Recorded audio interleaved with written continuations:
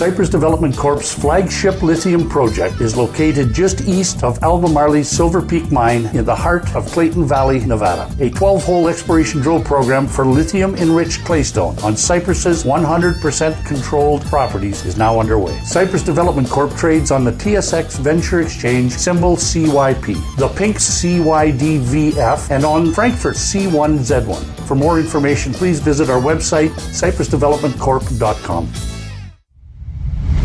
You're listening to HowStreet.com radio, available online at TalkDigitalNetwork.com. Welcome to HowStreet.com radio, the online source for market opinions. Here is Jim Goddard.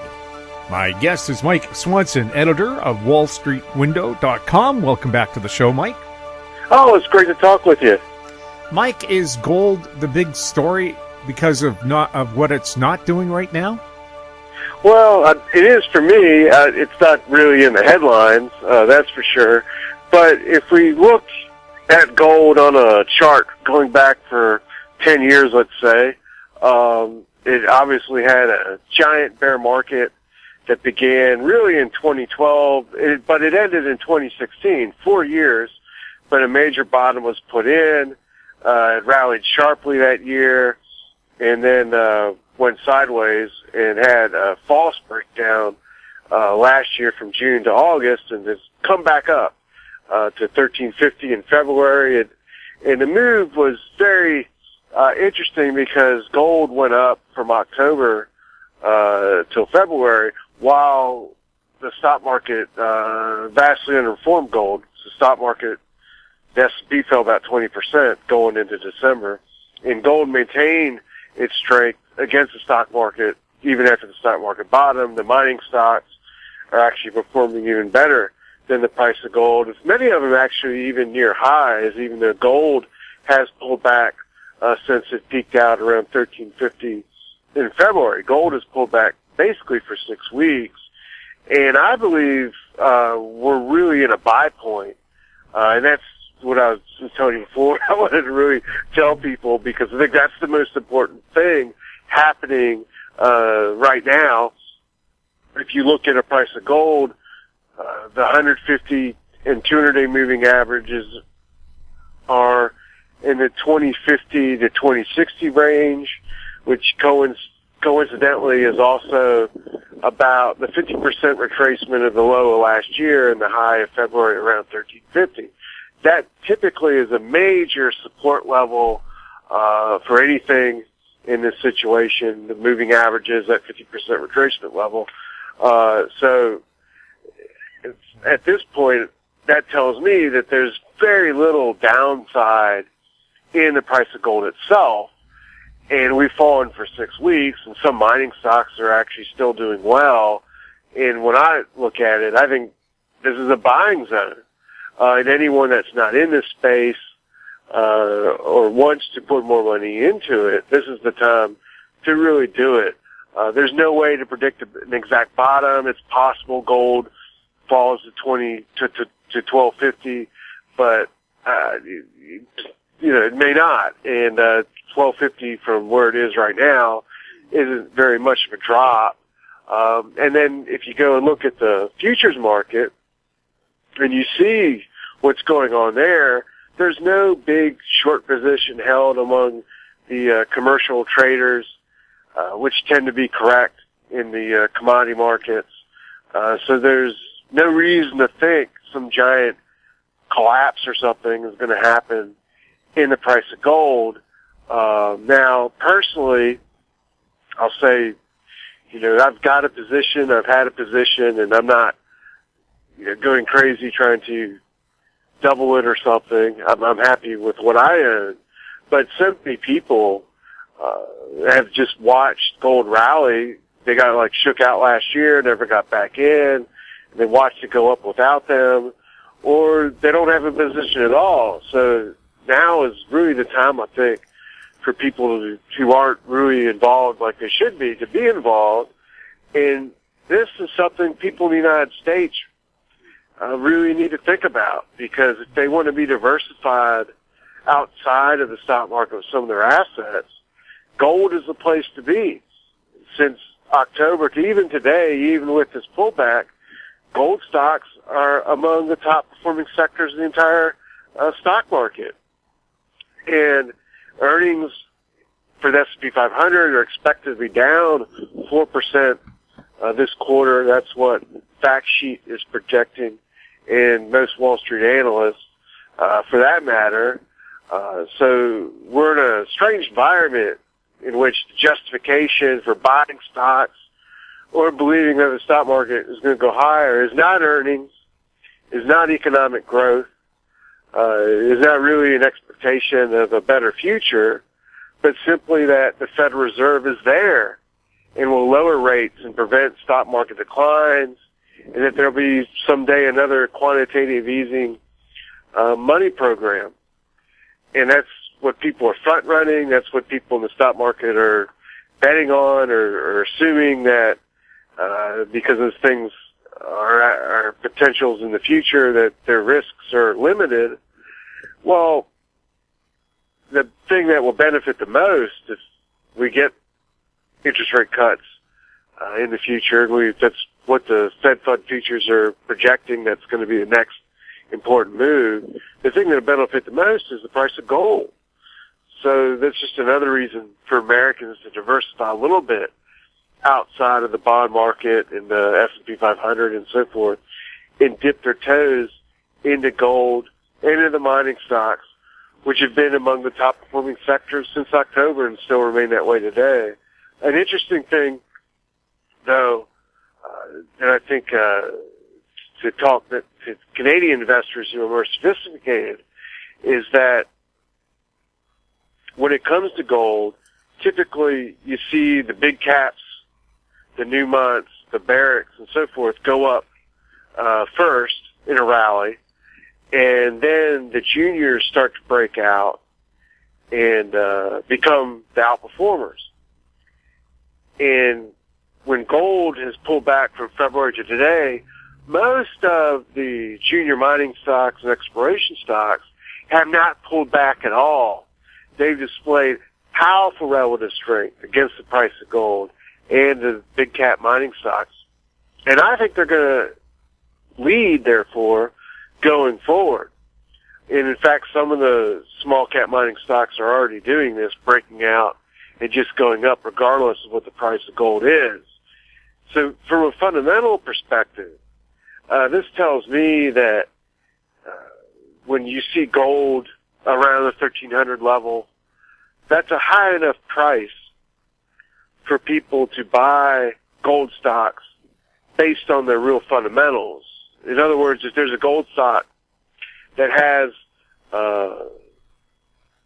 good earnings potential down the road, pays a dividend, or is a junior that's poised to come into production and create earnings growth that way, these stocks could just go up, even if gold stays where it is. So we're kind of, I believe, in a sweet spot at this moment as we're doing this interview for people to start to accumulate or increase their positions in gold mining stocks. We'll have more with Mike Swanson right after this. Arctic Star Exploration, operated by a team of proven mine finders, is focused on diamonds in Finland and the Northwest Territories of Canada. Work programs are underway in Finland and Canada. Arctic Star trades on the TSX Venture Exchange symbol ADD, on Frankfurt symbol 82A1, and the OTCQB symbol ASDZF. Please visit our website arcticstar.ca or call us at 604-689-1799. Grand Portage Resources recently completed the 2018 drill program on its 100% controlled Herbert Gold discovery property located in the prolific Juneau Belt in southeast Alaska. Drill results are expected through late 2018. Past drill results included numerous multi-ounce gold assays on multiple veins. Grand Portage trading symbols are GPG on the TSX Venture, GPTRF on the OTCQB, and GPB on Frankfurt. For more information, please visit our website, grandportage.com. Welcome back. We're speaking with Mike Swanson. Mike, the major equity markets haven't been doing much up and down, but they do seem to be edging up higher towards what could be a record high, or do you think we're going to see one? I'm not sure we're going to actually make it or not. We're probably going to get close to it. We're close to it now. There's no doubt it's gone up more than I thought it would. When the S&P 500 was at 2,800, I thought the 2,800 to 2,850 area would be a big resistance point that could take some time before it would go through it. And it went through it faster than I thought it would, but the result of that is, well, when the S&P got to 2,900, and we're just chopping around, as you mentioned. Now, we're at an interesting time because, as I was saying, the earnings growth is expected to be negative overall, and we're seeing mixed earnings reports. Goldman Sachs had a bad one and dumped, but last week J.P. Morgan had a good one and went up. And I think that's typically what we're going to see as these earnings come out. Some stocks do good, some stocks do bad, and it's kind of just a wash overall.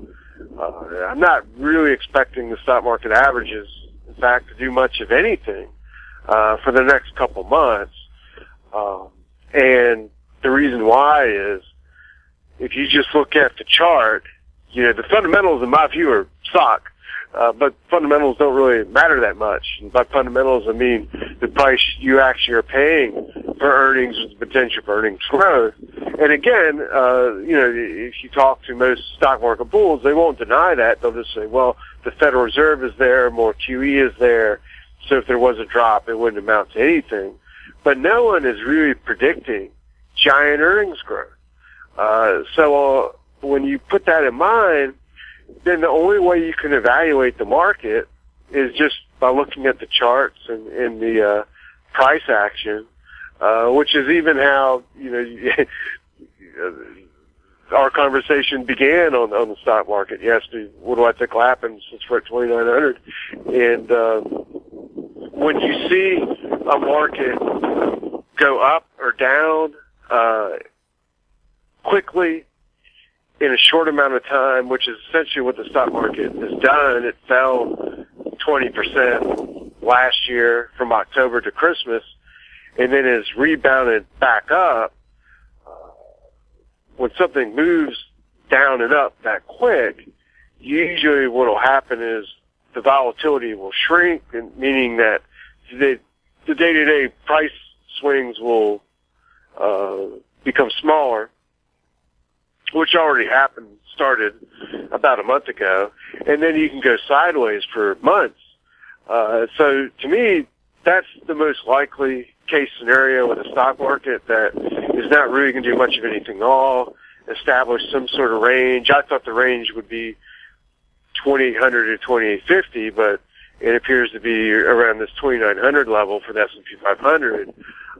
And I just don't really think it has that much upside potential or even downside, at least for the next couple months. And then we'll see, is this going to be a top being made or a pause before another move higher? Personally, I think it's a top, but at the moment, it doesn't really make any difference. So I think the big question people listening who are interested in engaging in these markets need to really ask isn't so much, is the market going to go up or is it going to go down next week, but what's really the best way to make money?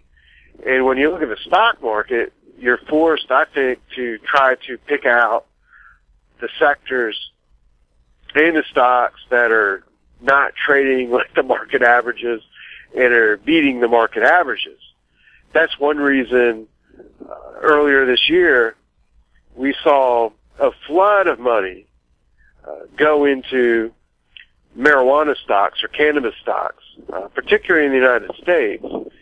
And that money came out of, interestingly enough, stocks such as Apple, some of the big fad technology stocks, which had been big winners in the years before. And I say that judging by looking at the data from Robinhood Trading that give you a list of the top 100 most owned stocks, ranked in order by that. And up until this year, Apple was the number one most owned stock on Robinhood, and it flopped in the fourth quarter, and people got out of it, or some people, so it fell down the list, and it got displaced by various marijuana stocks.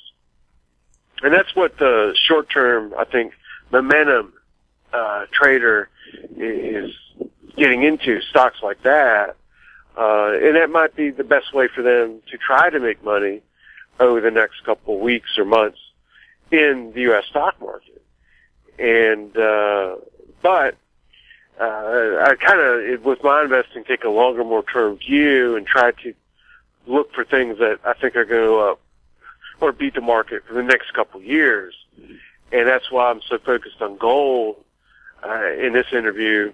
But I also add, I'm looking at agriculture commodities. They've been in an 8-year bear market. It's hard to find something that's been in a bear market 8 years in anything, but they've been in an 8-year bear market. And I'm not predicting that they're going to turn up and break out, but it's a possibility. So I've got technical levels. I got my own for various agriculture commodities to see if they can break out of their bear market and begin a new one. Because I think that would be a long-term play similar to buying gold in 2016.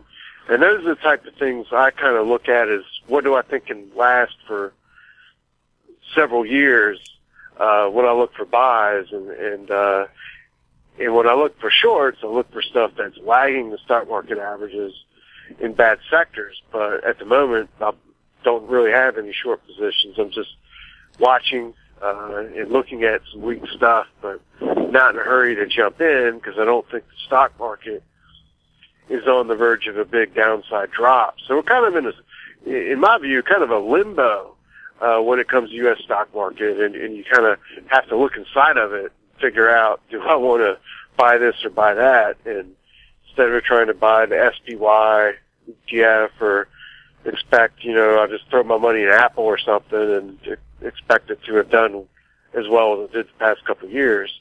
Yeah, it could go up. I hope Apple goes up, but it'll really need some crazy rally that's unlikely in the S&P 500 for that to happen. We'll have more with Mike Swanson right after this. Hi, I'm Douglas Mason, President and CEO of Magnum Gold Corp, MGI and the TSX Venture Exchange. A 2015 drill program on the LH property intersected several high-grade gold intersections, including 11 meters of 20.66 grams per ton gold. Additional drill targets on the LH property have been identified by a 2018 drone airborne magnetic survey to further evaluate a pyrrhotite-enriched gold-bearing system. Please visit our website at magnumgoldcorp.com.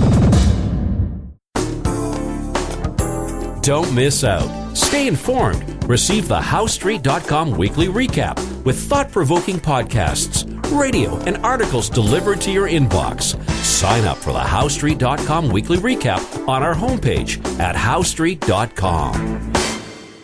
Welcome back. We're speaking with Mike Swanson. Mike, Bitcoin was expected to make a bit of a move the last time we talked. Did anything real happen? Well, the last time we talked, it was around 4,300, or at least around below 4,500, somewhere in that area, and it's popped back above 5,000. That's generated a lot of excitement in it, or claims of excitement might be the better way to put it, because the only people really getting all worked up about it are people that own it. There's no sign that there's a bunch of new money going into Bitcoin. You can take a look at coinmarketcap.com, and you can find charts showing the daily Bitcoin transaction volume, and it's collapsed. It has not picked up. It's sort of like looking at open interest for a futures contract. You want to see open interest growing, meaning more and more people are owning the contract of what you're looking at for a bullish sign. With Bitcoin, that hasn't happened. The trading volume has not really increased. So I just think this is a dead cat bounce from below 4,500 back above 5,000. I personally think it's an opportunity for people who bought in a couple of years ago at crazy levels to get out with some more of their money and put that to work in something more real. But the bullish case, if I'm wrong in that, is that Bitcoin consolidates and goes sideways for another year or two and then finally breaks out again, which is what it did before. You know, that year when it went to 20,000 was preceded by 2 or 3 years of sideways movement in which it went nowhere at all. So the best case scenario is, this is, one of those rallies in the sideways consolidation. In a year or two, it'll go up. But you got to wait a year or two to see if it happens. So I see no reason to get involved in it myself. And interesting enough, it appears as if Wall Street is kind of turning away from it. The Chicago Board of Trade launched futures when Bitcoin got to 20,000. And now they're going to drop those futures contract because there's actually no volume in them now. The volume just died out. And I think that's really the ultimate end of Bitcoin. Isn't like it's going to go to zero or something, but just that the trading volume in it will just, as time goes on, diminish more and more and more, and people will just give up on it and move on to something else. Kind of like when I was a teenager, people were buying Beanie Babies. And now, a good chance 90% of the people listening to this interview don't even know what it is. Well, also, what's not going to help Bitcoin is China plans on May 7th to ban the mining of cryptocurrency to save energy. Yeah, because it's a waste of money, basically. I don't think it's necessary for them to do something like that. It's kind of extreme. Personally, I think people, if they can pay for electricity, they ought to be able to do whatever they want with it, as long as it doesn't cause risks to other people. I don't think I should be allowed to build some crazy bomb or something in my house using electrical power, but if I want to mine Bitcoin, I ought to be able to do it, and so should they. But I think if the Chinese want it to go away, it'll go away anyway, so I don't know why they need to do something like that, but thankfully we don't live in China. Well, Whatcom County or King County, one of the counties in Washington State had a brownout because of all the cryptocurrency mining that was going on. So it can happen here too. Yeah, well, the answer to that would be to charge people more money if they're spending if they're using a crazy amount of electrical power, just, slap a higher amount when you reach a certain limit or something to try to prevent brownouts. I mean, banning it completely, that's a little extreme. I know I talk bad about Bitcoin, but I don't think Bitcoin people are criminals. Well, I think the real reason China's doing it isn't because of energy. They're doing it to keep the currency inside the country. Yeah, that probably makes a lot of sense. And we're in an interesting moment, too, when it comes to that, with the trade wars, so-called, with the U.S. and China. Are they going to be resolved? And what's going to happen to the Chinese currency? What's really happening to the Chinese economy? I don't know. I've always felt like it's a bit of a black box there, and where I see, people claim there's no growth and it's empty cities and it's all going to collapse, and then people claiming it's like going to be the biggest economy in the world is just going to take over. And I don't know. I just see, the older I get, there's things I realize I don't know really what's going on, and that China is at the number one on that list. Well, people I've interviewed about China have called their banking system a Ponzi scheme, and Gerald Salente from the Trends Journal said China's had over 200 major protests in the past year about poor economic situations, but of course you never hear that news on this side of the water. Well, I can believe it. I'll say I had a couple years ago, probably 4 by now, someone I know personally, a friend of mine, their company got bought out by a Chinese gentleman, and he sent 2 of them to China to tour the place, and he had a factory over there, and they told me one of the factories was having a strike. And after I heard that, I was reading stories that some of the Chinese plants are moving to Vietnam just because of that reason. And now, China, you can find all kinds of stories about China investing in Africa. And why would they be doing that?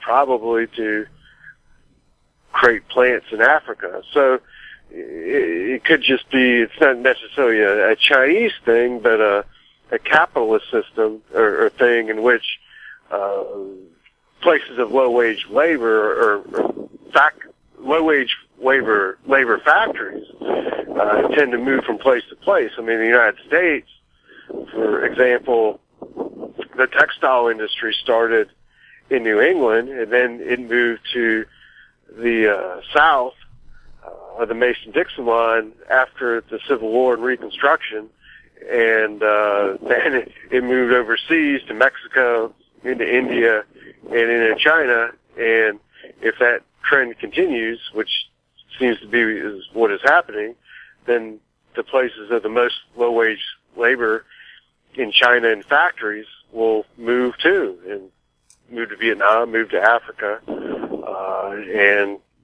the reason they move is because these workers the second generation of workers in these factories tend to be ones that want higher wages. They think they deserve more money than their parents, and maybe they do, and they start to strike, and then you have labor revolts and so forth, and the factories move. But at some point, I think these places will run out of places to move to. I don't know where you go to after you go to Vietnam and Africa. I don't know.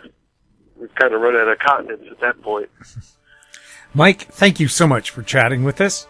Thank you. Good to talk with you. My guest has been Mike Swanson, editor of WallStreetWindow.com. If you have any questions for Mike or any of our other guests, you can send them to info@HowStreet.com. Find us on Twitter @HowStreet, our YouTube channel, Talk Digital Network. I'm Jim Goddard. Thanks for listening. Comments made on HowStreet.com radio are an expression of opinion only and should not be construed in any matter whatsoever as recommendations to buy or sell any financial instrument at any time. Available online at TalkDigitalNetwork.com. HowStreet.com radio is a production of HowStreet Media Incorporated.